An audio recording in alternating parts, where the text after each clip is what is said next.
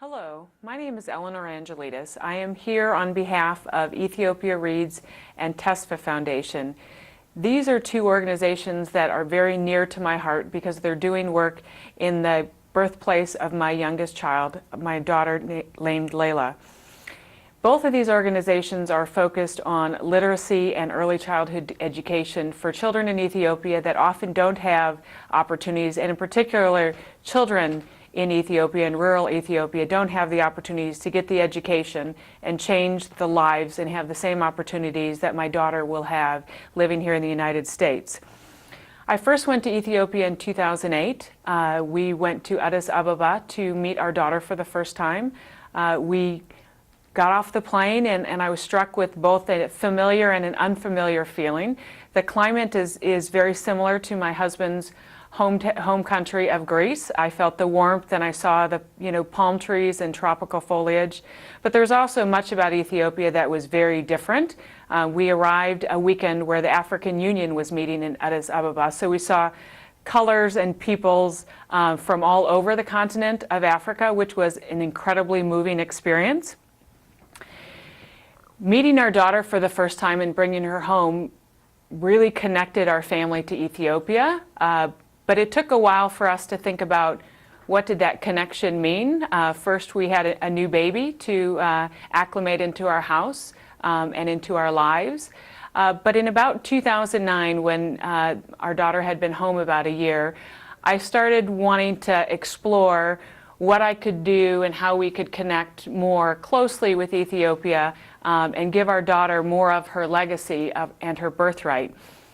I started blogging as a way to learn about Ethiopia and also help address some of the great need and also to educate folks of the incredible beauty of Ethiopia. I think there's a view of Ethiopia that isn't as multidimensional as we had seen and as beautiful and as powerful. So as part of that early research, I came across an organization called Ethiopia Reads. I liked it for a number of reasons. One, it was founded by two folks who had connections to Ethiopia that went back to their youth. And it was really focused on helping educate the youth to allow them to have a brighter future. So to me, it was a way to allow the future generations of Ethiopia to have more education and more opportunities. So I started by, I sent a number of books, I learned a little bit more about the organization, and then continued to explore other things about Ethiopia.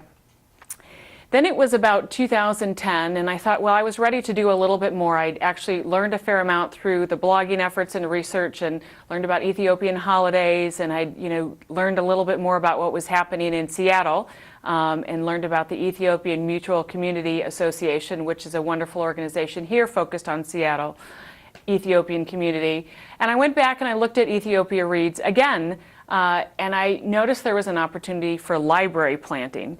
And I thought, what a wonderful legacy to give my daughter, to have a library in her hometown. She is born in Bahadar. So we set about raising funds for our first Ethiopia Reads library, and I asked friends and family and strangers and anyone I knew to help us raise the money to put the first library in Bahadar, which we successfully did last year, and we actually visited over the summer. So my daughter's first visit to her hometown since having left there as a very young baby included a visit to the library that will have her name. And through that process, we met a number of Ethiopians here in Seattle, including the artist who designed the African Union flag. And he had provided a number of things to give back to the children of the library in Bahadar. And he also said, if you want to do something in Seattle, I think there's a large community that will help you, and I would love to be a part of that. And I had committed to Ethiopia Reads that I would try and fund two libraries, one in Bahadar and one in Addis Ababa, where we had first met our daughter.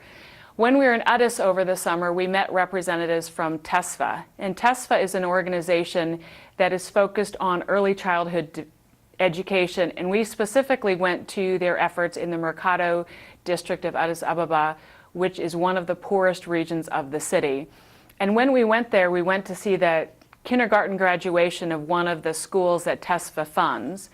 And what we noticed is, as you ride towards the school, you go through a very challenged part of the city. It's, there's dirt roads, there's signs of abject poverty, but there's also the beauty and joy of children playing in the streets, bright smiles and waves as you went by.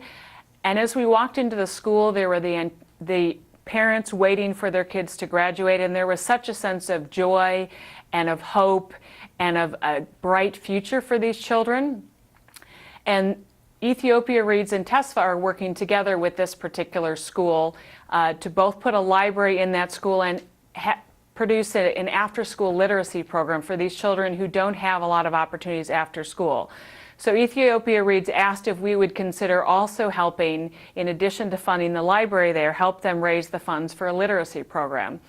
So I put together the offer that Yadessa had made of what if we put together an event in Seattle and work to raise a larger amount of funds to help this organization both put a library in this school in Mercado, which happens to also be the place where Yadessa grew up, which was a wonderful connection we made. It's a coincidence, if you believe in those, or fate if you believe in something higher.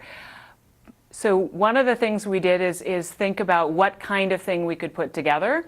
I had actually gone to the Northwest African American Museum when the ECMA was raising funds for their cultural center, so we thought that might be a good venue for this event.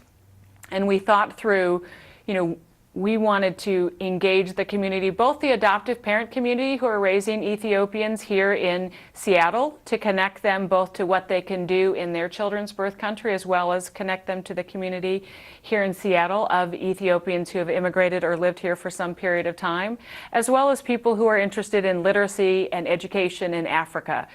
So I started this event. I would like to say I'm an event organizer. I am not. I'm a mother. I'm a lawyer. I'm a business person. I've never done this before, but I thought with the help of a lot of people who encouraged me and the ability to learn as I went, we would be able to put together an event that would both bring communities together here in Seattle that have a lot to learn from each other, share some Ethiopian food and Ethiopian music and culture, as well as gain awareness for the opportunity to help in areas like the Mercado, where children need the help of others in order to enable their bright futures.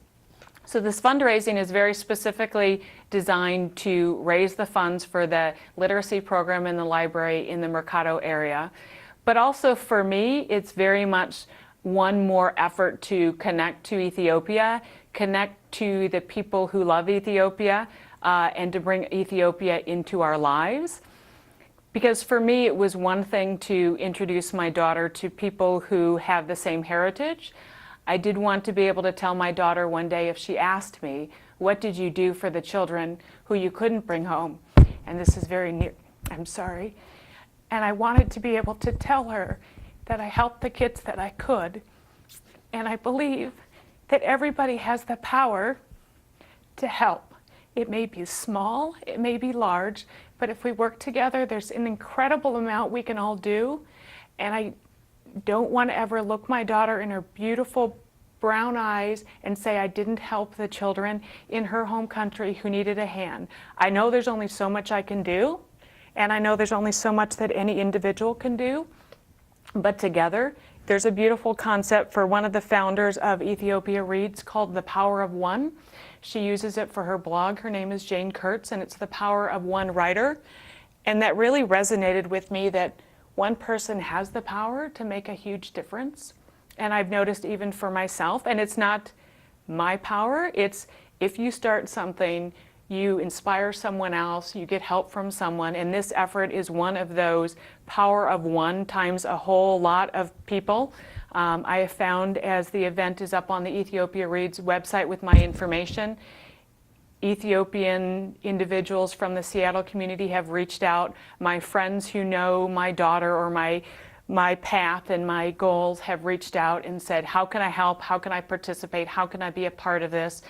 So it's been a wonderful lesson to me that if you move forward and you have faith and you put some good out there and you ask people to come with you and help, there's an amazing amount that you can do.